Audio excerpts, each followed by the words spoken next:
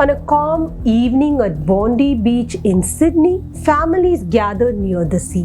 Children were laughing, candles were ready to be lit. This was a Hanukkah celebration. Hanukkah is not a political event. It is a Jewish religious festival about light, faith, family, and hope. There were no slogans, no protests, no politics. And then suddenly, gunfire. Within minutes, celebration turned into fear and chaos. People ran, families were torn apart. 16 innocent lives were lost.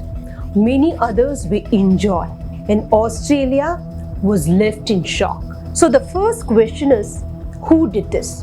Australian authorities identified the attackers as a father and his son, Sajid Akram and Naveed Akram.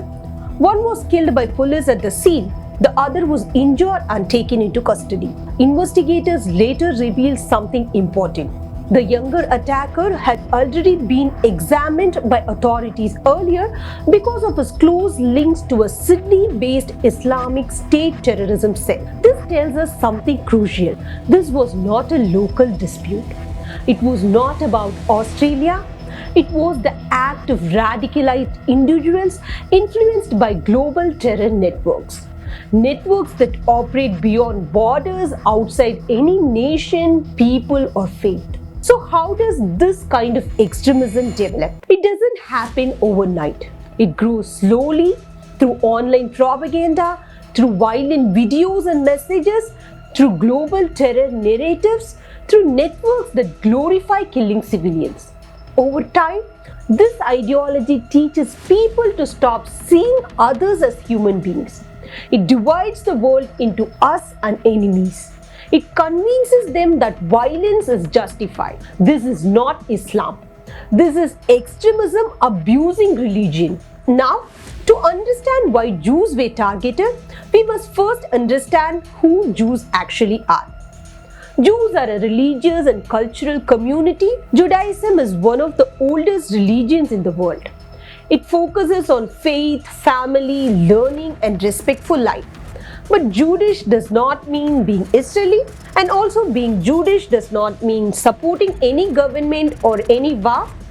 Jews live in many countries across the world. So let's talk about the Jews in Australia. Jews have lived in Australia for more than 200 years. Some came in the 1800s, escaping discrimination in Europe. Some came in the 1930s and 1940s, escaping Nazi persecution. Others came later from Europe, South Africa, and Middle East. So they came legally, they became citizens, they built their lives there in Australia.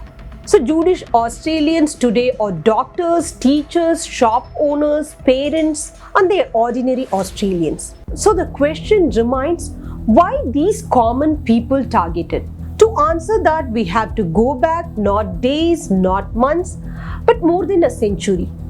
The conflict between Israel and the Palestinian people is one of the longest running conflicts in the world. It is not a simple story of good versus evil. It is a story of land, identity, fear, displacement, and history. Before even Israel existed, that is before 1948, the land was called Palestine. After World War I, Britain took control of the area, so two main communities lived there. Arab Palestinians, who had lived there for generations, and Jews who also had long religious and historical ties to the land. In 1917, Britain made a crucial promise. It supported the idea of a Jewish homeland in Palestine, while also promising to protect the rights of Arab Palestinians. These promises did not match, and over time, many Jews migrated to the region, mainly to escape persecution in Europe, and after that, tensions between the two communities grew more. In 1948, Britain left the region and Israel was formed. This immediately led to war between Israel and neighboring Arab countries. Israel won the war and continued as a country. But during the fighting, many Palestinian families lost their homes and were forced to flee. They became refugees mainly in Gaza, the West Bank, and nearby countries. So for Israelis, 1948 is remembered as independence. For Palestinians, it is remembered as loss and displacement. And then the conflict, it did not end there. It continues even today, shaping anger, fear, and mistrust on all sides. This unsolved conflict is what extremists later misuse. In extremist ideology, Jews are falsely portrayed as three things at once: a religious enemy using distorted history, a political enemy because of Israel-Palestine conflict, and a cultural enemy representing the West, democracy, and pluralism.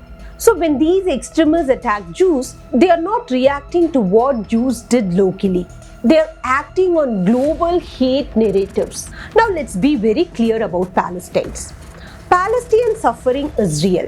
Civilians have suffered deeply for decades. But extremist groups do not represent Palestinians. They use Palestinian pain as propaganda to radicalize people, to recruit followers, and to justify violence in other countries. Most Palestinians are civilians who want safety, dignity, and peace. Extremists hijack their suffering to keep hatred alive. The war did not come to Australia, but extremist ideology did. In their mindset, geography doesn't matter, citizenship doesn't matter, innocence doesn't matter. This is how a peaceful Hanukkah celebration was falsely seen as a threat. So here is the final clarity. You can criticize governments, you can support peace, you can mourn Palestinian suffering, but killing Jewish civilians anywhere in the world is terrorism, not resistance. The Israel-Palestine conflict is real, Palestinian suffering is real, Israeli suffering is real, but turning that pain into global hatred and killing innocent civilians thousands of kilometers away is the work of extremists who answer to no people, no nation, and no moral code. This unsolved conflict is not what causes such attacks.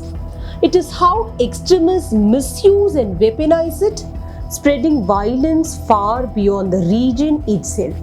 For more meaningful and deep stories, share and subscribe to Final Media.